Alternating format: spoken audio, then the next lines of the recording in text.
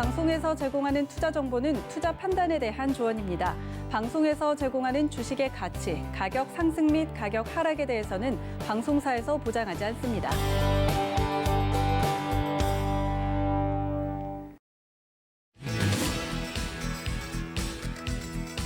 안녕하세요. 베스트 트레이딩맨 거래자들 진행의 도지은입니다. 국내 증시가 미국 대선을 하루 앞두고 상승으로 마감이 됐습니다. 누가 미국의 차기 대통령이 될지 여러분들 궁금하시죠? 그리고 거기에 따른 시장 영향은 어떻게 받을지 저희 서울경제TV와 함께 하시면서 계속해서 전략들 챙겨가 주시면 좋을 것 같습니다. 또 본 방송에서 제공해 드릴 정보는 투자 판단에 대한 조언일 뿐 해당 주식의 가치나 수익률을 보장하고 있지는 않고요.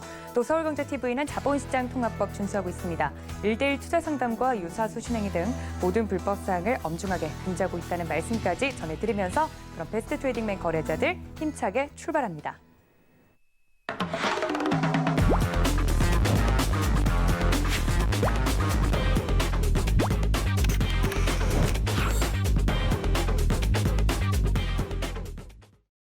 네, 오늘 장에 대해서 또 이야기를 해주실 이지환 전문가님 모십니다. 위원님 어서 오세요. 안녕하세요. 네, 저희 이지환 전문가님과 함께 하게 됐는데 위원님 이름표가 너무 멋져요. 자랑 좀 해주세요. 저도 사실 상당히 마음에 듭니다. 디자인도 마음에 들고 네. 또 제 시그니처한 부분을 또 강조를 해주셔서 상당히 만족해하고 있습니다. 네, 주식 돌부처라는 이름표를 또 달고 나와주셨는데 이렇게 주식 돌부처라는 이름이 괜히 붙은 게 아닙니다. 어떤 시장에 악재가 있던지 시장이 얼마나 흔들리던지 여러분들 곁에서 아주 굳건하게 서 계시면서 흔들리지 마십시오 하고서 희망을 주시기로 또 유명한 우리 위원님이신데요. 오늘 시장에 대해서도 한번 여쭤봐야 될 것 같습니다. 미국 대선을 또 앞두고 우리 시장 상승으로 마감이 됐습니다. 뭐 어떤 영향이 있을지 많은 분들이 궁금해하고 계시는데 일단 뭐 결과와 상관없이 지켜봐야 되는 부분도 있을 것 같고요. 오늘 시장 어떻게 보셨어요? 이제 여러 가지 변수가 지금 현재 어떻게 보면 우리 시장이 한 석 달 정도 8월 달 이후에 조정을 받으면서 악재에 많이 눌려왔습니다. 그러니까 지금까지 우리 시장을 눌러왔던 악재들이 이번에 이제 정리될 수 있는 시점에 어느 정도 들어와 있다라고 말씀을 좀 드리겠고요. 시장의 변동성이 지금 커질 수 있고 어려움은 있지만 그래도 기대감은 있다라는 부분을 말씀을 좀 드리고 싶고 아마 그 기대감이 오늘 우리 시장에 좀 반영이 되었다라고 말씀을 드리겠습니다. 물론 이제 장중에 대주주 양도세 관련된 부분이 10억 원으로 유지가 된다라는 호재도 지금 뉴스로 좀 나왔지만 이번 부분도 물론 우리 시장을 좀 강하게 하는 부분의 원인도 되겠지만 어떻게 보면 지난 한 3개월간 눌러왔던 이 어려운 시기에 대한 이제 미국 대선을 바로 코앞에 두고 이런 변동성이 확대되는 부분에 대한 어떻게 보면 기대 심리가 굉장히 많이 반영이 되었다라고 좀 말씀을 드리겠고요. 아마도 이제 지금 현재 시장에 대해서 많은 부분들이 우려감과 어떤 변동성 확대에 대한 두려움을 좀 가지고 계실 겁니다. 근데 우리가 이제 오늘 이 시간에 대해서 자세하게 말씀을 좀 드리겠지만 결국 시장은 이 상승과 하락 조정의 반복이라고 보면 영원한 조정도 영원한 하락도 없습니다. 그러니까 어느 시점이 좀 극에 달하게 되면 또 국면에 대한 전환 국면이 나오게 되는데 이번 대선이 어떤 역할을 하는지는 물론 결과는 누가 당선되는지 내일 결과를 확인해 혹은 며칠 뒤에 확인을 좀 해야 되겠지만 분명한 부분은 증시에 대한 불확실성이 줄어들 수 있다라는 관점으로 보신다면 악재보다는 좀 긍정적인 마인드로 보자. 물론 전략적인 대응 부분은 다 필요하시겠지만 너무 두려움에 대해서 떨지 말자. 이렇게 말씀을 좀 드리고 싶습니다. 네, 맞습니다. 말씀해 주신 것처럼 뭐 미 대선이라든지 미 의회 이제 동시 선거를 앞두고 있기 때문에 많은 분들이 어떤 결과가 나올지 또 시장에 어떤 영향을 미칠지 궁금해하시고 또 걱정하는 마음으로 보고 계실 텐데요. 왜냐하면 또 학습 효과가 있었던 것 같기도 합니다. 지난 이제 대선 결과가 너무나 다른 후보가 압도적으로 이길 것이라고 생각을 했는데 트럼프 대통령이 당선되는 이변도 있었었잖아요. 그때 당시 기억나시죠, 위원님? 아무래도 그 부분 때문에 지금 조금 더 민감하신 것 같아요. 네네. 그러니까 사실 미국의 대선에 누가 되든지 간에 우리나라에 그렇게 크게 영향을 준 적은 없습니다. 그러니까 한반도에 대한 정책 기조가 크게 바뀐 적은 없는데 아마 지난번 트라우마가 좀 있죠. 왜냐하면 그때는 대부분의 사람들 힐러리가 당선이 될 것이라고 했다가 또 장중에 상승을 하고 있었는데 그래서 갑자기 트럼프 대통령이 당선에 유력하다는 얘기가 나면서 시장이 그 고점까지 급락을 했거든요.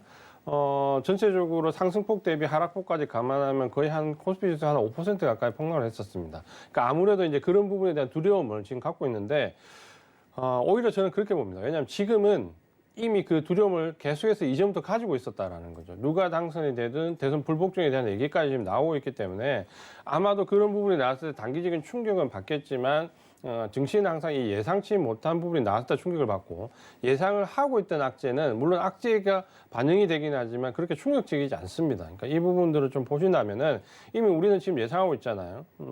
예를 들어서 바이든 후보가 당선이 된다고 하더라도 격차가 크지 않으면 뭐 이미 트럼프 대통령이 불복종할 가능성이 높다라는 부분은 이미 우리가 예측을 하고 있습니다. 그러니까 이 부분이 증시에 반영되더라도 너무 민감하게 반응할 필요는 없다라고 하고 이 부분에서 좀 더 얘기를 해도 되나요?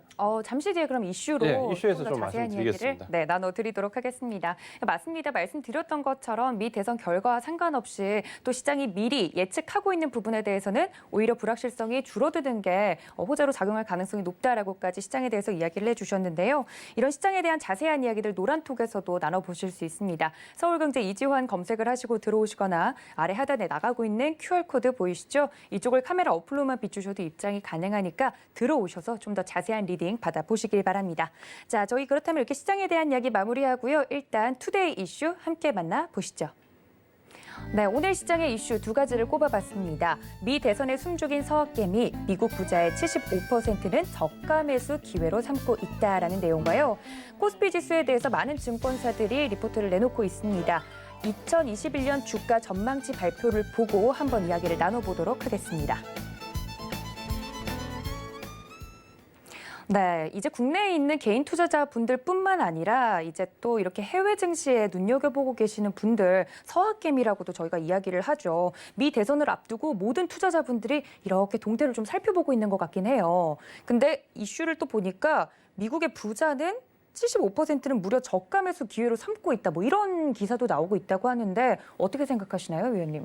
일단 맞을 것 같고요. 우리가 이제 이렇게 좀 봐야 됩니다. 뭐냐면 어떤 시장을 억누른 악재가 나왔을 때 이 악재가 우리의 펀더멘탈을 훼손시킬 수 있느냐 없느냐 부분이 가장 중요하거든요. 예를 들어서 펀더멘탈이 훼손되는 악재가 나오면은 이 부분은 조정이 아니라 하락 전환이 됩니다. 근데 만약에 펀더멘탈을 훼손시키지 않는 단기적인 악재나 이슈에 의한 악재면은 이 부분은 그냥 조정이 되는 거죠. 그럼 조정은 저가 매수의 기회가 되고 하락 전환은 반드시 주식을 매도해야 되는 상황이 되는데 그렇다면 이번에 지금 현재 미국 대선과 관련되어 있는 지금 불확실성 이 부분만을 놓고 본다면 이 부분이 설사 불복종으로 간다고 하더라도 미국 전체 혹은 글로벌하게 펀더멘탈 자체를 흔들 수 있냐 부분을 본다면 아마도 그렇지 않을 가능성이 높다라는 부분이죠. 그렇게 본다면 저가 매수의 기회가 맞다라고 좀 말씀을 드리겠고요. 네. 주로 이런 펀더멘탈을 훼손한 악재가 나오거나 혹은 과도한 악재가 나오거나 혹은 조정에 대한 부분이 나오면 가장 이제 민감하게 반응을 잘하는 부분이 우리가 알고 있는 워렌 버핏인데 저는 만약에 미국 대선에 관련된 부분에서 불복종과 관련된 이슈가 나오고 주가가 단기적인 충격을 받는다면 지난번 코로나19 급락 때 매수를 많이 못했던 워렌 버핏이 이번에 할 거라고 봅니다. 그러니까 거기에 대한 부분은 역시 이 이슈가 단기적인이 아니냐 부분을 좀 봐야 되는데 우리가 이제 참고해 볼 수 있는 부분이 이전에 2000년도에 일어났던 대선 불복종입니다. 그때는 우리가 잘 알고 있는 엘고어 민주당 후보가 공화당의 부시 후보와의 격차가 굉장히 미묘하게 났습니다. 엘고어 후보가 선거인단 4명 정도 앞서 있을 때 플로리다를 남겨놓고 대선이 다 이미 개봉이 됐는데 엘고어가 4명 앞서고 있었고 플로리다 선거인단 수가 5명이었습니다. 그럼 만약에 부시 후보가 플로리다에서 이기면 엘고어한테 1명이 앞서게 되는 그야말로 초박빙의 승부였는데 그 당시에 개표를 미루고 재검표까지 가서 200몇 표 차로 아주 근소하게 뭐 부시가 이겼다라는 얘기가 나오면서 한 표 차이로 거의 당락이 결정됐거든요. 근데 그 개표 과정에 문제가 좀 있었고 이 부분이 법원에서도 받아들여졌습니다. 그러니까 그 당시에 일곱 후보가 대선 불복종을 한 게 전혀 이상한 부분이 아니고 어떻게 보면 좀 정당하게 할 수 있는 권리로 받아들여졌습니다. 그러니까 그렇게 했을 때 처음으로 이제 대선 불복종이라는 부분이 나왔는데 그 기간이 한 19일 정도, 20일 정도 남짓한 기간인데 결국 이제 일곱 후보가 중간에 승복을 했습니다. 그러니까 어쨌든 과정이 미심쩍더라도 미국은 승복을 해야 된다는 취지 아래로 유명한 연설을 했죠. 승복 관련된 연설하면서 승복을 했는데 그때 이제 미국 증시 움직임을 보면 이 19일간의 기간 동안 약 7% 정도 하락을 했습니다. 그러니까 크게 우리가 생각했던 것보다 크게 하락하지는 않았습니다. 미국 증시가 7% 정도 하락했고 그 당시에 이제 우리나라는 어떻게 됐냐면 코스피 지수가 이 기간 동안 약 한 9% 정도 하락을 했고요. 코스닥 지수는 한 15% 내외 정도의 하락을 했습니다. 이제 이렇게 본다면 불복종했을 때 나오는 시나리오에서 주가 등락이 우리가 우려하는 것만큼 크지는 않다. 다만 코스닥이 15% 정도 하락을 했다라고 하면 아마 일부 코스닥에서 중소형주들은 20-30% 하락을 할 수 있습니다. 그러니까 이런 취지로 좀 이해를 하신다면은 전체적인 대선 불복종 시나리오가 나왔을 때 우리 시장이 어느 정도 충격을 받을지는 어느 정도 예측이 좀 가능합니다. 그러니까 거기에 대해서 충분히 대비를 좀 하고 있으셔야 되고 종목 포트폴리오도 아무래도 이 부분에 좀 맞춰줘야 된다라고 말씀을 좀 드리겠고요. 네. 그런 부분들 보신다면은. 지금 현재 이 악재가 뭐 한 달이나 두 달 이렇게 장기간 가지 않습니다. 그렇게 본다면 충분히 저가 매수의 기회를 활용할 수 있고 특히 초창기 하루 이틀 상간에서 큰 충격이 왔을 때는 저가 매수의 기회로 한번 삼아보자. 단 어떤 섹터를 선택하느냐의 부분이 굉장히 중요할 수 있고 이후에 섹터별 등락이 굉장히 차별화될 수 있다는 부분을 꼭 참고를 하셔야 되고요. 그렇다면은 지금 이제 시장에 이슈화되고 있는 디지털 관련되어 있는 인프라 구축이라는 부분, 그리고 성장이라는 부분, 그리고 실적이라는 부분, 이 적어도 이 세 가지 요소가 삼박자가 맞아 떨어지는 쪽으로 관심을 가지시는 게 좋다라고 말씀을 드리겠습니다. 네, 그리고 또 이슈에서 나온 부분을 짚어보면 위원님께서 또 포트폴리오 이야기를 해주셨으니까 오히려 이렇게 동시선거를 앞두고 변동성이 클 때를 이용해서 저가 매수의 기회를 삼으려면 지금 포트폴리오 구성이 현금화가 좀 되어 있어야 된다 이런 이야기들이 나오고 있거든요. 그래서 여기 내용에서도 많은 분들이 한 63% 정도 응답자들이 자신의 포트폴리오를 조정하면서 현금화를 비중을 늘렸다 이런 이야기를 하시는데 위원님께서는 지금 우리 개인 투자자분들이 현금화가 얼마 정도 되어 있어야 된다고 생각하시나요? 이 부분은 사실 좀 제가 우리가 배트맨에서 제가 계속 강조를 좀 드렸던 그렇죠, 부분입니다. 네. 뭐냐면 지금 현재 제가 주장하고 있는 포트폴리오는 현금 50, 주식 50% 정도를 유지를 이미 하고 있습니다. 그것도 이미 1, 2주 전부터 유지를 좀 하고 있는데 가장 큰 이유는 지금 현재 말씀드렸던 것처럼 현금을 지금 현재 시장에서 투입하지 말라는 말을 계속 드리고 있습니다. 그러니까 오늘 지금 시장의 등락을 보시면은 굉장히 가파르게 상승한 섹터들이 있습니다. 그 섹터들이 대부분 제가 교체 매매를 하라고 계속해서 배트맨 시간에 말씀드렸던 누구나 알 수 있는 그 섹터들이고 그 섹터들이 오늘 거의 5% 가까운 폭등을 했는데 네. 지금 전략은 바로 제가 말씀드렸던 것처럼 종목을 지금 주도 섹터로 교체하는 전략으로까지만 보셔야 되고 비주도 섹터를 현금화하고 현금의 투입은 적어도 미국 대선의 결과가 나올 때까지 기다려야 됩니다. 이미 포트폴리오를 주도주 섹터로 가져가 계신 분이라면 추가로 지금 현재 현금을 집어넣지 마시고 현금을 한 적어도 40-50% 정도를 가지시고 대선 이후에 이제 주가 등락이 나오게 되면 주도 섹터 중에서도 더 강한 섹터들이 이제 충분히 눈에 띌 겁니다. 그러니까 그런 섹터들에 선별적으로 현금을 투입을 하셔야지. 우리가 지금 8월 달부터 9월 달, 10월 달 거의 3개월간 조정을 받았기 때문에 이 조정에 대한 보상을 받으려면 현금은 가장 강한 섹터 중에서 주도주 쪽으로 투입하는 전략을 좀 보셔야 되고 지금 현재 제가 권장드리는 포트는 주식 50대 현금 50 이런 정도로 좀 보시면 좋을 것 같습니다.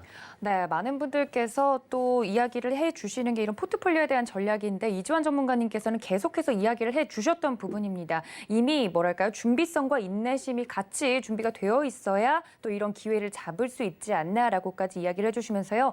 이미 포트폴리오 구성을 현금 50 그리고 주식 50으로 운영을 하고 있다라고까지 말씀을 드렸습니다. 좀 지금이라도 아차 싶으신 분들 포트폴리오에 대한 전략 다시 한번 짜보시기를 바라고요. 그리고 잠시 뒤에 8시 30분이죠. 서울경제TV 더하기 유튜브 채널에서 이정수 위원님께서 방송을 준비 중이시라고 합니다. 그러니까 아침 방송도 나오시고요. 저희 배트맨 통해서도 저녁 방송 나오시는데 다양한 시장 전략들과 종목 이야기들 준비를 또 하고 계시다고 하니까 8시 30분에 좀 더 자세한 이야기 궁금하다 하시는 분들은 이쪽으로도 많은 참여 부탁드릴게요. 자, 첫 번째 이슈는 그럼 이렇게 마무리를 하도록 하고요. 두 번째 이슈로 넘어가 보도록 하겠습니다. 변동성도 변동성인데 일단 미 대선이 끝나게 되면 불확실성이 걷히는 거잖아요. 그 뒤로는 이 코스피 지수에 대한 전망을 계속해서 상향해서 내놓고 있는 증권사들의 전망치가 나오고 있습니다. 한번 살펴보면 삼성증권 같은 경우는 코스피 지수를 2100에서 2850포인트까지 보고 있는 모습이고요. 이 중에서 가장 상향으로 또 보고 있는 것들 중에 BNK 투자증권도 금융위원도 코스피 지수를 2,800선까지 보고 있다. 뭐 이런 보고서들을 계속해서 내놓고 있습니다. 많은 서울경제TV 전문위원님들이 나오셔서 내년도에는 시장이 조금 더 좋아질 것이다 이런 이야기를 해주고 계신데 이 전망치에 대해서 어떻게 보셨어요, 위원님? 충분히 가능한 시나리오라고 말씀 좀 드리겠고요. 네. 저는 이거보다 조금 더 높게 봅니다. 오. 우리 증시가 지금 현재 이제 국민이 사실 이제 오늘 제가 잠시 후에 이제 수익을 말하는 시간에 이 부분에 집중적으로 말씀을 드리는데 네. 우리 시장이 지금 어느 위치에 와 있는가를 좀 분명히 알아야 됩니다. 그러니까 우리 시장이 최근에 며칠간 좀 지지부진했다고 해서 우리 시장이 과연 약한 건지 강한 건지 이 글로벌 증시 상대적으로 좀 봐야 될 필요가 있고 왜 이렇게 우리 증시를 장밋빛으로 보느냐라는 부분은 저는 이렇게 봅니다. 만약에 지금 현재 이 중요한 분기점 시점에서 전 세계 유동성 장세가 무너진다면 어쨌든 증시 상승을 전부 못하는 겁니다. 근데 만약에 그 유동성 장세가 무너지지 않고 계속해서 유동성 장세가 이어진다면 과연 이 유동성 장세의 유동성이 글로벌하게 어느 쪽으로 가고 싶어 할까라는 부분을 생각을 해보셔야 됩니다. 그럼 우리 증시가 왜 지금 상대적으로 강하냐라는 부분을 보신다면 일단은 지금 코로나19 국면에서 우리나라가 대처를 잘한 것은 분명히 맞습니다. 지금 현재 유럽의 재봉쇄 종치나 미국의 지금 환자 수가 급격히 늘어나는 상황을 보면 우리나라는 어쨌든 간에 이 코로나19에 대한 대처 능력이 상당히 뛰어날 수밖에 없고 여기서 입는 데미지가 가장 최소화되어 있는 나라가 맞습니다. 그러니까 이 부분을 우리가 꼭 크게 한번 생각을 해보셔야 되고요. 두 번째는 코로나19라는 우리가 알고 있는 것처럼 어떤 큰 사건이 발생하게 되면 역사가 바뀝니다. 그러니까 세계 질서의 국면이 바뀌게 되는데 경제적인 부분도 지금 현재 그런 가독이 전 시점이 있습니다. 뭐냐면 우리가 알고 있는 디지털 비대면 이런 부분들이 앞으로는 어느 정도 자리를 잡고 조금씩 커져 나갈 수 있는 이제 여지가 되었는데 이런 비대면이나 혹은 디지털화되는 부분에서 가장 중요한 부분이 결국에는 IT 섹터입니다. IT 섹터가 이런 인프라가 구축되어 있지 않으면 우리가 지금 말하는 여러 가지 상황들이 만들어질 수가 없습니다. 그러다 보면 지금 현재 IT 성장률에 대한 집중, 뭐 2차 전지라든지 5G라든지 뭐 메모리 반도체, 비메모리 반도체라든지 IT 부품이라든지 여러 가지 부분들이 지금 현재는 가장 주도 섹터가 될 수밖에 없는데 우리가 이 부분에 대한 검증을 좀 보시려면 코로나19 이후에 각국의 경제정책 발표 상황을 보면 됩니다. 우리나라가 지금 디지털 뉴딜과 그린 뉴딜이라는 이 양대 축으로 발표를 했듯이 중국도 발표를 했고 미국도 발표를 했고 유럽도 발표를 했습니다. 그건 당연히 새로운 경제를 재건해야 되는 시점에서 어느 쪽의 정부 정책이 나온지에 대한 발표가 당연히 이루어지게 되는데 공통점이 있습니다. 첫 번째 공통점이 뭐냐면 디지털 인프라 구축은 우리나라와 미국과 중국이 공통적으로 한 첫 번째 경제 재건 방향입니다. 그러니까 예전에 우리가 경제 재건의 방향이 나올 때 인프라 구축과 관련해서 뭐 도로, 항만 같은 기간 시설 건설이 가장 먼저였다면 지금은 어느 나라든지 먼저 얘기할 부분은 5G, 2차 전지 같은 특히 이 5G와 관련되어 있는 디지털 인프라 구축이 가장 대두가 되고 있습니다. 그러면 코로나19의 국면 전환에서 가장 잘 대처를 했고 경제 성장의 방향이 디지털 인프라 구축 쪽으로 간다면 과연 어느 나라가 가장 큰 수혜를 입을 수 있느냐 누가 봐도 뻔하게 알 수 있습니다. 바로 미국의 나스닥이나 대만 증시나 우리나라 증시가 강한 이유가 바로 여기에 배경을 두고 있는 거죠. 그러니까 그런 부분들 본다면 코스피 지수는 충분히 좋은 국면으로 들어갈 수 있는 여건이 되어 있다. 그리고 또 한 가지는 결국 증시가 싸야 되는데 그쵸. 우리 증시 같은 경우는 지난 한 10년간 기간을 금융위기 위에 놓고 본다면 아마 글로벌에서 가장 못 오른 증시 중에 하나일 겁니다.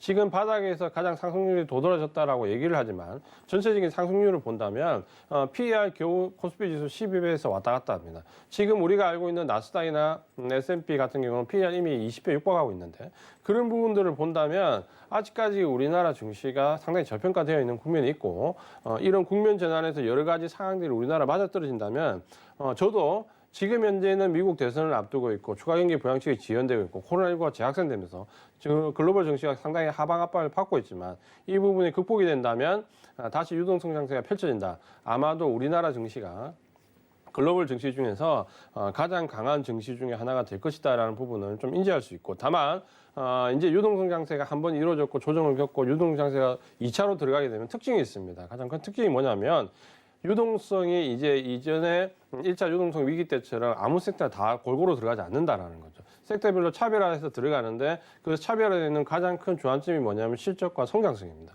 결국 이제 이 유동성은 이전의 모든 섹터를 다 들어올리는 전략이 아니라 실적이 받쳐주고 성장성이 있는 섹터 위주로 선택적으로 들어간다는 거죠. 그러니까 그런 부분들을 좀 참고하시면서 어느 쪽으로 우리가 포커스를 맞춰야 되는지에 대한 부분만 잘 잡으시면 어떤 글로벌 증시보다도 지금 향후는 우리나라 증시가 더 유망하다라고 말씀을 드리고 싶습니다.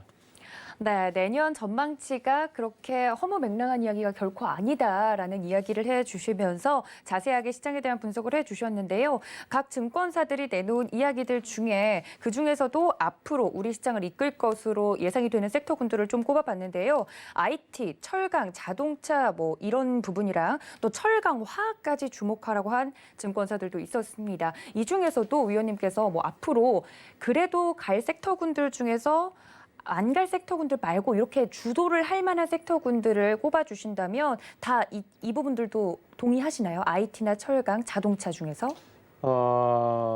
한 절반 정도 동의를 합니다. 절반이요? 네. 그럼 어떤 걸 동의하기 힘드세요? 그러니까 예를 들면 이런 거죠. 그러니까 이런 우리가 배트맨 시간에 다른 프로그램과 틀린 건데 이런 심층적인 부분을 말씀드릴 수 있다는 건데. 네네. 화학이나 철강 같은 경우는 전통적으로 싸긴 싸잖아요, 위원님. 예전과 같으면 네네. 인프라 구축에서 경기 확장을 될 때 가장 먼저 대두되는 섹터입니다. 네. 그때 반등해서 바닥권에 나오는 첫 번째 종목이 바로 이 화학이랑 철강이거든요. 근데 지금은 좀 전에 말씀드린 것처럼 디지털 인프라 구축에서 뒤쳐져 있습니다. 우선순위가. 그러다 보니까 이 섹터들이 다른 나라들도 주목을 받지 못하고 있는데 원래 화학이나 철강 같은 경우는 중국이 경기 부흥정책을 냈을 때 같이 이제 성장하는 모습을 보이는데 지금 그렇지 못하거든요. 그럼 이 섹터들을 어떻게 이해해야 되냐면 예를 든다면 지금 철강 섹터 내에서 가장 흐름이 괜찮은 건 현대제철입니다. 그러니까 이런 부분을 왜냐면 철강의 전통적인 부분보다는 철강이 가지고 있는 섹터에서 수소 전지차나 2차 전기차에 맞는 경량화를 이룰 수 있는 재료 개발 쪽으로 포커스를 맞춘다는 거죠.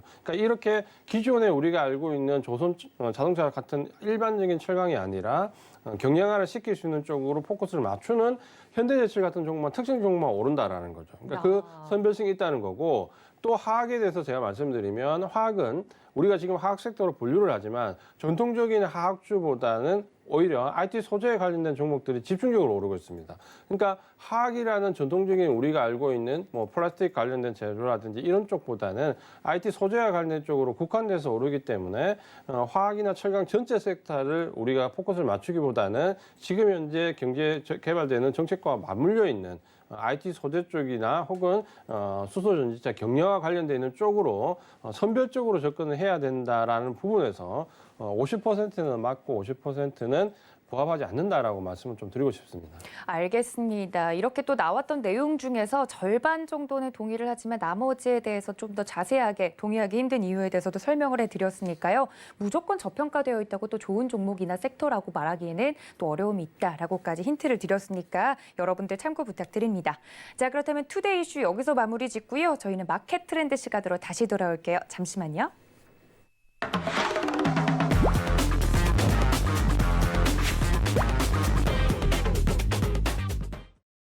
네, 저희 이지환 전문가님과 함께 이렇게 시장에 대한 전반적인 이슈들을 훑어봤다면 좀 더 쪼아서 들어가 봐야겠죠. 오늘 움직였던 섹터와 종목들에 대한 이야기 먼저 만나보도록 하겠습니다. 이지환 전문가님께서 앞서 말씀도 해주셨지만 오늘 움직였던 종목들이 IT, 2차 전지 이쪽 군에서 굉장히 그 무거운 종목들이 좀 이렇게 크게 움직일 정도로 눈에 도드라지는 오늘 상승세를 보여줬습니다. 일단 오늘 장에서 눈여겨볼 만한 섹터군, 아까 힌트 주신 것처럼 그쪽 종목들 맞나요, 위원님? 그렇죠. 제가 이제 50% 동의하지 않는다는 부분 sek터 제외하면 바로 IT 섹터가 네. 100% 동의하는 섹터가 맞습니다. IT 섹터 맞고요. 그중에서도 오늘은 2차 전지나 5G가 상당히 많이 뛰었죠. 네. 아마도 제일 포커스를 많이 받았고 의외의 상승이다라고 인식을 하시는 분도 있으실 것 같아요. 왜 이제 2차 전지 IT 섹터가 많이 뛰었는가를 우리가 한번 생각해 볼 필요가 있는데 일단은 전체적인 취지가 맞습니다. 그러니까 가장 펀더멘탈적인 부분은 제가 말씀드린 것처럼 만약 이 위기 상황이 넘어가고 새로운 상승장이 펼쳐진다면 유동성장세의 어느 정도 이기라고 볼 수 있는데 그때는 제가 말씀드린 성장성과 실적이 가장 중요합니다.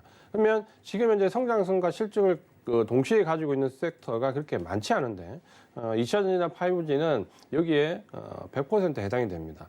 둘 다 지금 새로운 인프라가 구축되는 상황에서 성장성을 가지고 있고 여기에 성장성이 어느 정도 초창기 단계가 아니라 어느 정도 무르익어가는 단계이기 때문에 실적도 이제 반영이 되는 시점에 와 있습니다. 그러니까 이 성장성과 실적이 동시에 반영되고 있다는 점에서 2차 전지와 5G는 유동성 장세 이기에 분명히 부합하는 종목이다라고 말씀드리겠고요. 또 한 가지가 있습니다. 뭐냐면 아마 이제 분명히 이 섹터들이 다시 주도 섹터가 될 거라는 생각을 했겠지만 왜 미국 대선을 앞두고 오늘 급등을 했느냐라는 부분은 네, 타이밍적인 부분이요. 의아해할 수 있습니다. 네네. 왜냐하면 그러니까 바이든 후보가 당선이 된다라고 했을 때는 아무래도 그린 관련된 정책줄 쪽으로 상승이 나올 거고, 혹은 트럼프가 당선이 된다면 물론 IT 섹터에 들어와 있지만 비대면 관련돼 있는 페이스북이나 아마존이나 이쪽 관련돼 있는 종목들이 더 크게 뜰 것이다라고 생각을 하는데.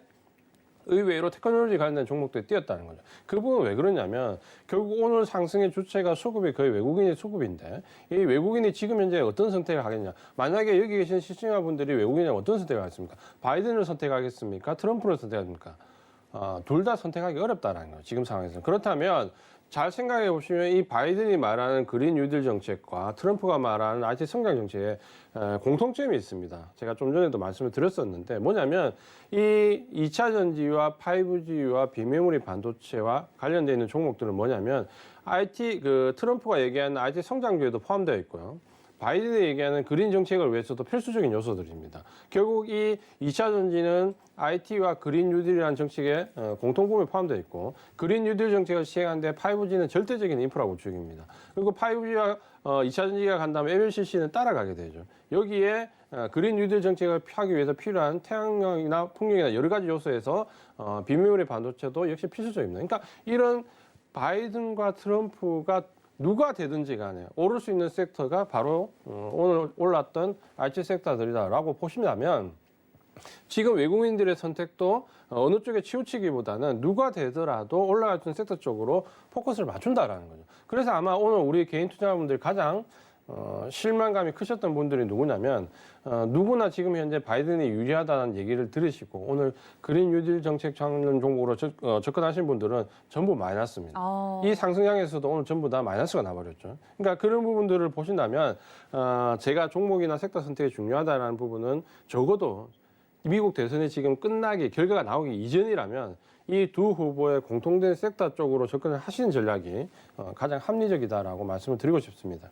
네, 정말 중요한 이야기를 해주셨습니다. 아무래도 조 바이든 후보가 유력할 것이다, 뭐 이런 설문 결과를 보고서 친환경 관련된 섹터군을 공략하셨던 분들은 이런 상승장에서도 지금 마이너스권일 것이다라고 이야기를 해주시면서 오늘 굉장히 큰 폭으로 올랐던 2차 전지 관련된 종목들이 왜 올랐는지 궁금하신 우리 개인 투자자분들 계셨을 텐데요. 그 부분에 대해서 아주 자세하게 설명을 해주셨습니다. 특히 LG화학 같은 경우는 최근에 뭐 여러 가지 개별적인 이슈도 있었는데 오늘 큰 폭으로 상승을 해줬고요. 따라서 삼성 SDI, SK이노베이션 등 국내 배터리 3사의 주가가 오늘 큰 폭으로 올랐기 때문에 두 후보 모두에게 해당이 되는 섹터군이 오늘 주목을 받은 것이 당연한 결과였다 말씀을 드렸습니다. LG화학 같은 경우는 많은 분들이 목표가를 또 상향 조정하는 모습도 보여주고 계신데 LG화학에 대해서는 악재는 개별 이슈는 다 끝난 걸까요, 위원님? 일단은 아마 오늘 2차 전지 그 섹터들에서 많이 올랐던 종목들을 좀 보시면은 LG화학이나 삼성에 대형주를 비롯해서 중소형 종목들 중에서도 외국인들의 매수세가 집중되는 실적이 상당히 탄탄한 종목들 위주로 올랐거든요.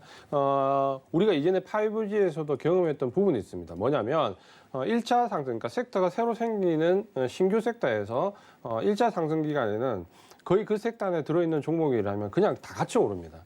다 같이 오르는데 이게 1차 상승 이후에 한번 조정을 받고 2차 상승으로 접어들 때는 실제로 실적이 좋아지는 종목들 위주로 선택적으로 오릅니다. 그러니까 그 부분들을 보신다면 우리가 왜 오늘 선별적으로 올랐던 종목들이 큰 폭으로 뛰었냐. 2차 전지 같은 경우는 오늘 상승폭이 최대 많았던 종목은 거의 7, 8% 정도. 삼성의 SDI나 LG화학도 거의 5% 가까운 급등을 했는데 1%도 모르는 종목들도 속출했거든요. 그러니까 그 부분은 제가 좀 전에 말씀드렸던 유동성 장세 2기에서는 철저하게 성장성과 실적 위주로 종목 같은 섹터 내에서도 나뉜다라는 말씀을 드렸는데 그 부분이 좀 반영되었다라고 말씀을 좀 드리겠고요. 아마도 지금 LG화학에 대해서 너무나 많은 관심이 있으실 겁니다. 네. LG화학이 어떻게 보면 2차전지 조정의 시발점이었고 2차전지 조정이 바로 우리 증시의 조정의 시발점이었다는 데서 보면 단순한 논리로 우리가 본다면 결국 시장이 아마 대부분의 시청자분들이 궁금한 게 언제 바닥이냐라는 논하고 싶을 건데 그 바닥은 누가 유발했냐라는 시발점을 본다면 LG화학이라고 본다면 결국 LG화학이 바닥이 나와야지만 시장의 바닥이 나온다는 역의관계도 말씀을 좀 드릴 수 있습니다. 근데 지금 현재 LG화학을 보시면은 수급을 보시면은 외국인들은 너무나 공격적으로 사고 있고 개인들은 너무나 공격적으로 팔고 있습니다. 그러니까 왜 이런 결과가 왔느냐라는 부분은 결국에는 물적 분할 이후에 인적 분할이란 이제 물적 분할이 결정된 상태에서 인적 분할까지 가게 되면 주주들은 속칭 말하는 전혀 권리가 없는 진짜 빈털터리가 될 것이라는데 100% 그 부분 맞습니다. 맞는데 중요한 부분은 뭐냐면 인적 분할이 되는 과정까지의 우리가 주가의 일반적인 흐름을 본다면 대부분 주가는 인적 분할되기 한 달 전까지 급등을 하는 게 대부분입니다. 우리가 SK 바이오팜이 상장되기 직전에 SK가 약 한 달 전까지 급등했던 거와 동일하다고 보시면 되는데요. 가장 큰 이유는 일단 초기에 인적 분할할 경우에 대한 주주 권리가 줄어든다는 부분에 악재가 나오지만 실제적으로 그 부분은 인적 분할 이후에 유입되는 자금으로 이쪽 본 섹터에서 어떤 장밋빛 전망이 계속 나오게 됩니다. 그러면서 인적 분할되는 한 달 전까지 주가가 오르게 되는데 아마도 외국인들은 지금 그 부분을 생각을 하고 있는 것 같습니다. 그러면 지금 현재 물적 분할이 이번에 되고 내년에 어느 시점이 될지 모르겠지만 적어도 내년 4월이든 5월, 6월이든 인적 분할이 되는 그 시점 직전 한 달 전까지는 주가가 오를 거라고 예상을 하고 있고 아마도 LG화학의 지금 현재 실적 트렌드를 보면 지금 2차전지 실적이 우리가 조정을 받았기 때문에 인지를 못하고 있지만 굉장히 잘 나오고 있습니다. 아마 지금 LG화학이 중국 업체 CLT를 제치고 2차전지 지금 선두로 올라섰는데 그 과정을 보면 지금 현재 10월 말 기준으로 해서 우리나라 배터리 글로벌 점유율이 35%까지 올랐습니다. 그러니까 지금은 왜 그런 현상이 오냐면 수율이라는 기술적 격차가 벌어지면서 우리나라 업체들 SK이노베이션 표에서 삼성, SK, LG화학이 지금 급격하게 글로벌 업체들에서 리딩 업체로 지금 나가고 있는 시점이거든요. 그러니까 외국인들은 아마 그 부분들을 펀더멘탈을 좋게 봤을 것이고 그렇다면 지금 이제 LG화학의 주가를 봤을 때는 당장은 싸다라고 느꼈을 겁니다. 분명히 내년 인적 분할 직전까지 LG화학은 90만 원 내지 100만 원 정도까지는 충분히 올라갈 수 있다라는 판단하에서 외국인들이 집중적으로 매수를 하고 있다. 그렇다면 우리 개인 투자자분들은 지금 물적 분할도 맞고 인적 분할도 맞고 그게 악재도 맞지만 결국 주가의 흐름이라는 거는 상당한 기간 상승 이후에 떨어진다라는 걸 감안해서 대응하시는 전략이 필요하다라고 말씀을 드리겠습니다. 네, 오늘 큰 폭으로 올랐던 2차 전지 관련된 종목들 중에서 특히나 개인 투자자분들의 관심을 받고 있는 LG화학에 대해서 주가 흐름 분석을 자세하게 해주셨으니까요. 만약에 좀 눈여겨보고 계신 분들이나 아니면 보유하고 계신 분들 이 점 모두 참고 부탁드립니다. 오늘 이렇게 2차 전지의 눈부신 상승이 있었다면 오늘을 좀 마무리 짓고 당장 내일장 혹은 다음 주장까지 좀 폭넓게 장을 준비하기 위해서 봐야 할 업종과 섹터군도 여쭤보도록 하겠습니다. 어찌됐든 미 대선이 끝나긴 끝날 거잖아요, 위원님. 그렇다면 뭐 조 바이든 후보가 됐든 트럼프 후보가 됐든 앞으로도 두 대통령 후보가 가지고 있는 공통적인 섹터를 계속해서 공략하는 게 좋을지 아니면 한쪽으로 좀 치우친 전략이 좋을지 여쭤보고 싶은데요. 일단은 업종을 말씀드리기 전에 제가 이제 전략을 좀 말씀을 드리겠습니다. 네. 그러니까 우리 지금 시청자분들이 가장 궁금하신 부분은 지금 현재 대선의 불확실성을 가지고 전략을 어떻게 짜나갈 거냐 부분인데 예를 든다면 선택을 하지 마십시오. 그러니까 지금 결과가 나오기 전에 뭔가를 미리 선택을 해버리면 오늘 같은 날 바이든 후보가 분명히 유리할 거라 생각하고 그린 뉴딜 관련된 종목들 들어가면 2% 가까운 상승이 나온 날 혼자만 마이너스입니다. 그러니까 지금 현재 시장이 어떨 것이다라는 부분을 예측하고 선택하지 말고 우리는 대응을 하면 됩니다. 그럼 어떻게 하면 되냐면 제가 좀 전에 말씀드렸지 않습니까? 지금 현재 주식과 현금 비율을 50대 50 정도로 가져간다면 이 주식의 지금 50 비율을 어디에 맞추냐면 좀 전에 말씀드렸던 바이든이 당선되든 트럼프가 당선되든 누가 당선되더라도 올라갈 수밖에 없는 섹터, IT 섹터 내에서 2차전지나 5G나 비메모리 관련된 반도체 관련된 섹터 쪽으로 이 50% 주식을 집중적으로 배치를 하면 됩니다. 그러면 지금 현재 내가 가지고 있는 주식의 50%가 전체 계좌의 50%가 트럼프가 당선되든 바이든이 당선되든 상관없는 주도주 섹터 쪽으로 분명히 들어가 있다면 이 섹터는 예를 들어서 대선 불복종이 나온다고 하더라도 그 단기간을 견디신다면 어쨌든 누가 당선돼도 올라가는 섹터이기 때문에 부담감이 없다라는 거죠. 그러면 그 종목들 위주로 IT 섹터 내에서 제가 말씀드렸던 이 섹터 위주로 전략을 짜시고 나머지 현금 50%를 지금 보유하고 있으시다면 이 50%를 바로 누가 당선되는지에 따라서 결과를 보고 유리한 쪽으로 투입을 하시면 됩니다. 그러면 지금은 IT 섹터 내에서 누가 당선돼도 올라갈 수 있는 주식 50%를 가지고 있고 바이든이나 트럼프가 당선되더라도 당선된 결과를 보고 강할 수 있는 섹터. 예를 들면 트럼프가 당선이 된다면 비대면 관련 쪽으로 굉장히 강하게 가겠죠. 우리나라의 네이버라든지 그런 쪽으로 굉장히 강하게 갈 거고 바이든이 당선된다면 일단은 일시적으로 그린 뉴딜 관련된 정책 쪽으로 강하게 가겠죠. 그럼 이 현금 50%를 그 결과를 보고 강한 쪽으로 투입을 하면 됩니다. 그러면 기본적으로 50%의 종목은 누가 당선이 되더라도 강한 주도주를 가져가고 나머지 현금 50%는 당선된 결과를 보고 투입한다면 제가 봤을 때는 이 부분이 가장 합리적으로 우리가 선택할 수 있는 길이 아닌가라고 말씀을 드리겠고 혹여나 미리 진입을 해서 수익을 극대화하겠다는 전략을 가지고 계신다면 네. 오늘 같은 실수를 할 수 있습니다. 그 부분보다는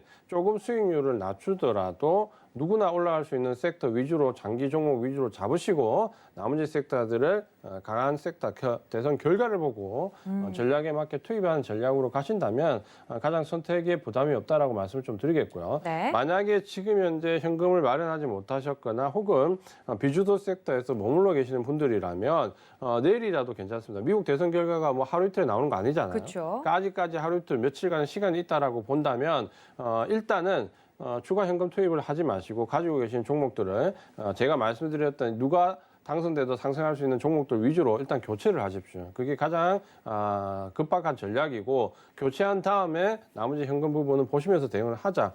이렇게 말씀을 드리겠습니다.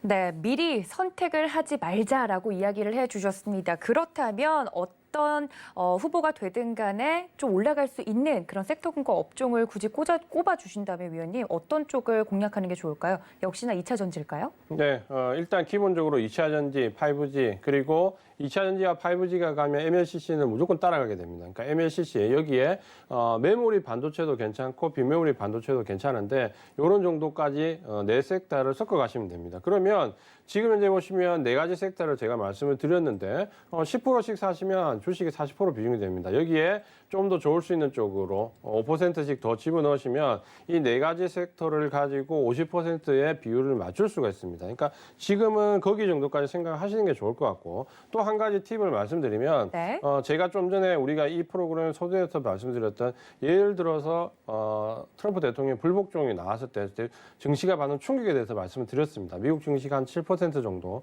우리나라 증시는 코스피 기준으로 10% 좀 미만, 코스닥 기준으로 15% 내외 이렇게 말씀드렸으면 충격을 당연히 어디 받겠습니까? 코스닥 시장이 굉장히 크게 받겠죠.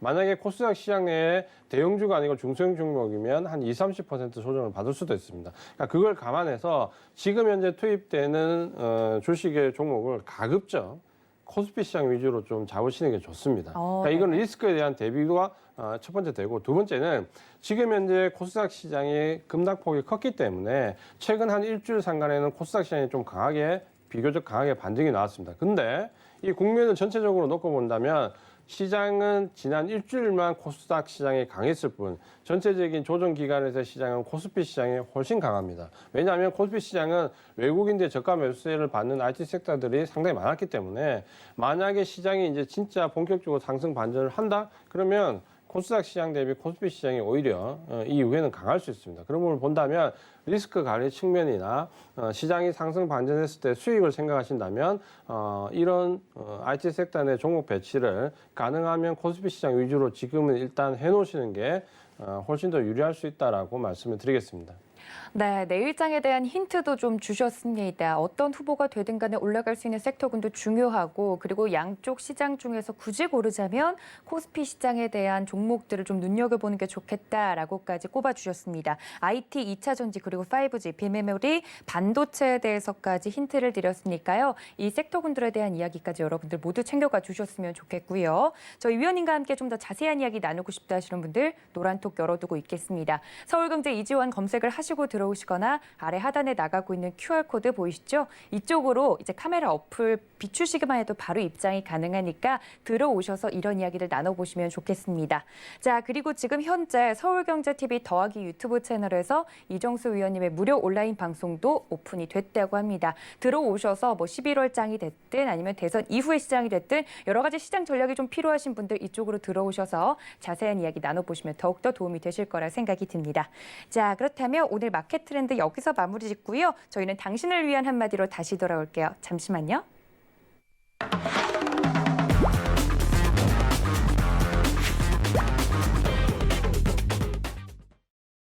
네, 최근 우리 시장 조정을 계속해서 받으면서 개인 투자자분들의 어려움이 계속되고 있습니다. 그런 여러분들을 위해서 위원님들께서 당신을 위한 한마디 준비를 했는데요.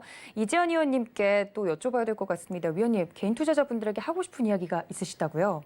사실 이제 우리가 좀 개편되고 이런 코너가 새로 생겼는데 저는 개인적으로 굉장히 좀 이 시간이 좀 소중할 것 같고 네. 우리 개인 투자자분들 좀 필요할 부분이 가장 되지 않을까라는 생각을 좀 해봅니다. 왜냐하면 사실 저도 마찬가지고 다른 전문위원님들도 마찬가지겠지만 항상 이 정확한 객관적인 데이터로 어떻게 보면 지식을 전달해 드리는 부분이 강한데 실제로 이제 주식을 꼭 그 지식만 가지고 되는 건 아니거든요. 상당히 시장에 오랜 기간 가지고 온 경험도 필요하고 그 경험에서 녹아나는 실질적인 방법들도 필요하고 그러니까 여러 가지 멘탈과 관련된 부분도 필요하기 때문에 아마도 이런 부분들이 오히려 어떻게 보면 증시에서 주식에서는 지식적인 부분보다 더 중요할 수도 있습니다. 그러니까 아마 이 시간에는 이제 그런 부분에 대해서 말씀을 드리는 게 아닌가라는 제 나름대로 생각을 좀 해봤는데 오늘은 이제 첫 번째 시간에서 제가 말씀드리고 싶은 부분은 어떻게 보면 제가 노란톡에서 한 달에 뭐 수십 번도 했던 말입니다. 늘 하던 말이고 또 제가 20몇 년간 주식시장에 있으면서 겪었던 시행 오류를 가장 잘 대변하는 말이기도 합니다. 제가 오늘 드리고 싶은 말은 뭐냐면 주식은 우리가 굉장히 뭔가를 해야 될 것 같고 안 하면 안 될 것 같고 뭔가 계속해서 매매를 해야 될 것 같지만 지나고 나서 실제 수익이 어디서 많이 났냐라는 부분을 좀 본다면 주식은 해야 될 때보다 하지 말아야 될 때가 더 많다라는 겁니다. 그래서 주식은 하지 말아야 될 것을 안 하는 것이다라고 말을 하고 또 한 가지는 주식은 해야 될 것을 정확하게 해야 된다라고 말을 좀 드립니다. 그래서 하지 말아야 될 것을 안 하고 해야 될 것을 정확하게 하면 가장 성공하는 방법 중에 하나다라고 말씀드리는데 제가 노란톡에서 즐겨 말씀드릴 때 뭐냐면 이런 농담을 좀 예전에 자주 했었거든요. 만약에 내가 지금 하지 말아야 될 것을 안 했다면 지금 제가 가진 부가 한 10배 이상은 더 됐을 것 같다. 하지 말아야 될 것을 했기 때문에 뭔가 해야 될 걸 정확하게 했다라고 생각은 하지만 생각보다 내가 가진 것이 예상보다 많지 않다라는 부분인데 그런 부분들은 아마 우리 시청자분들도 많이 느끼실 겁니다. 그러니까 하지 말아야 될 것을 안 해야 되는데 사실 그게 쉽지가 않거든요. 왜냐하면 이 매매라는 것은 진입과 청산을 반복하면서 일종의 카타르시스가 느껴집니다. 굉장히 그런 데 대한 부분이 손익을 떠나서 굉장히 하나의 큰 희열로 느껴지거든요. 그러니까 그런 부분들이 어떻게 보면 우리 개인 투자자분들한테는 이 주식시장에서 하나의 독이 됩니다. 그래서 조지 소로스가 얘기를 했잖아요. 뭐라고? 투자는 재미없는 사람이 이기는 게임이다. 그러니까 뭔가 재미를 느끼고 굉장히 좋을 것 같은 사람은 절대 수익이 나지 않는다라는 얘기를 조지 소로스가 했었습니다. 그러니까 그 말에 저도 굉장히 공감을 하는데 제가 왜 이 시점에서 이런 말씀을 드리냐면 우리 시장 조정이 참 길었다 그렇죠. 사실 저도 이 정도까지 길 줄은 몰랐습니다.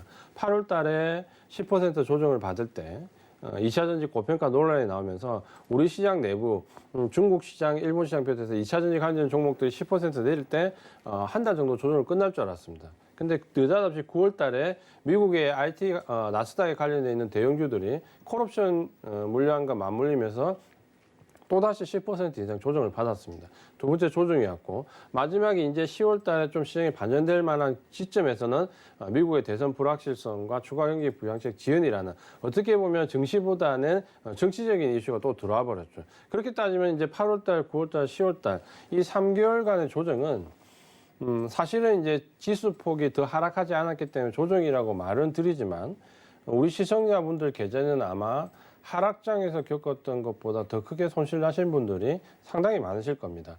8월달 10% 넘는 조정, 9월달 10% 넘는 조정, 11월달 10% 넘는 조정, 이 수치를 그냥 단순화시키면 30% 넘는 하락이 나옵니다.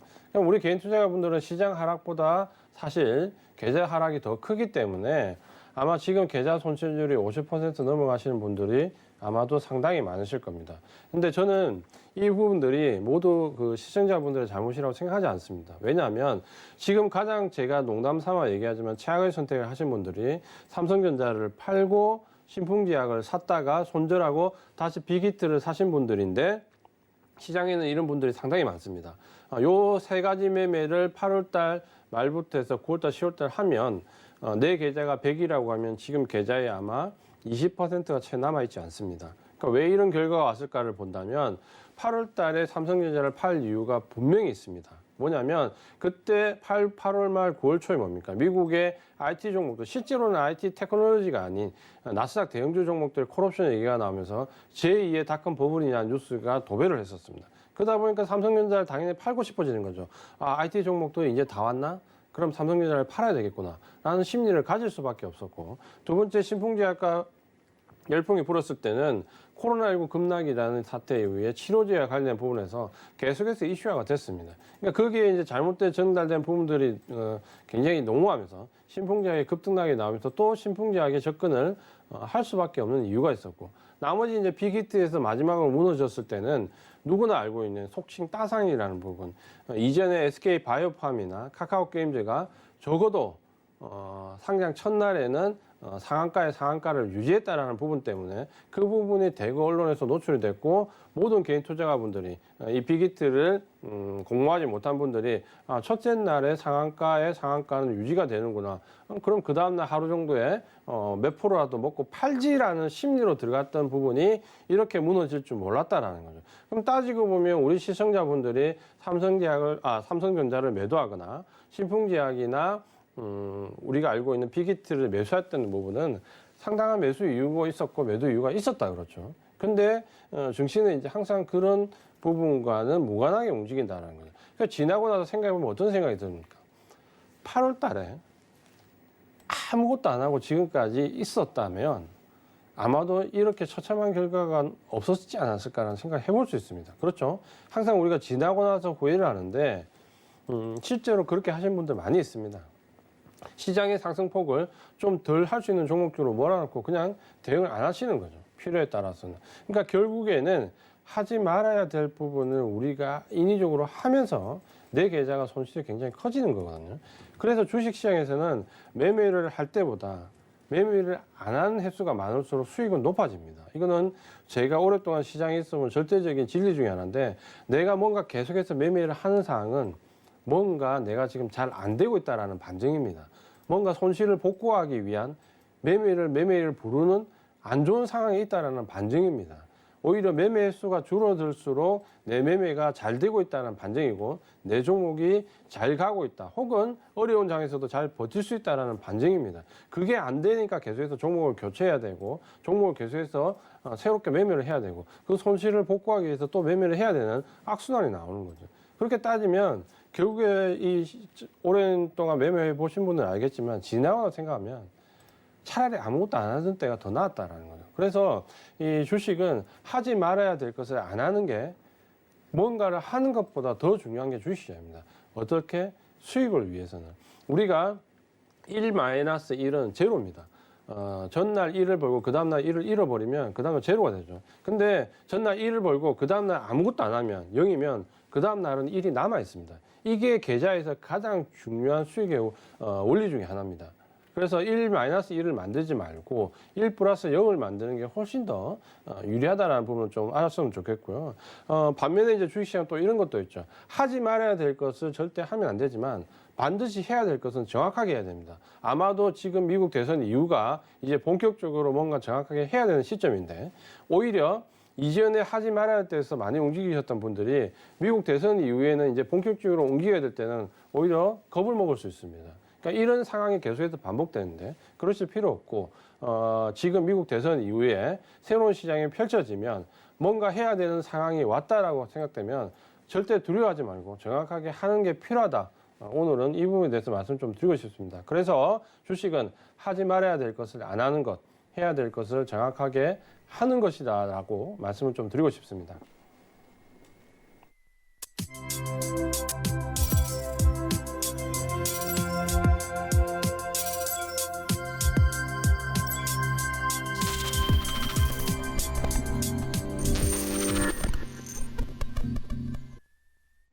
네, 주식은 하지 말아야 할 것을 안 하는 것, 그리고 해야 하는 것은 정확하게 하는 것이 중요하다. 정말 와닿는 말씀이었습니다. 오늘 이렇게 1시간 동안 꽉 찬 이야기 해주신 저희 위원님 보내드리면서 인사 말씀 나눌게요. 위원님 고맙습니다. 고맙습니다.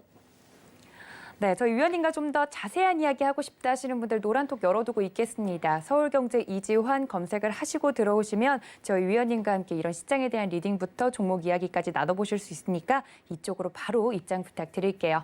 또 본 방송에서 제공해 드린 정보는 투자 판단에 대한 조언일 뿐 해당 주식의 가치나 수익률을 보장하고 있지는 않습니다.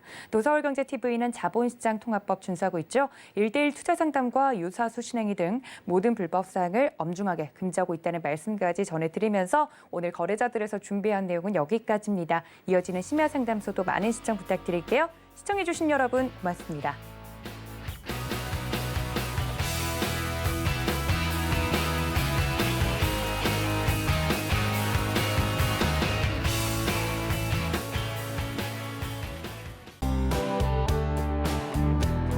본 방송에서 제공하는 투자 정보는 투자 판단에 대한 조언입니다. 방송에서 제공하는 주식의 가치, 가격 상승 및 가격 하락에 대해서는 방송사에서 보장하지 않습니다.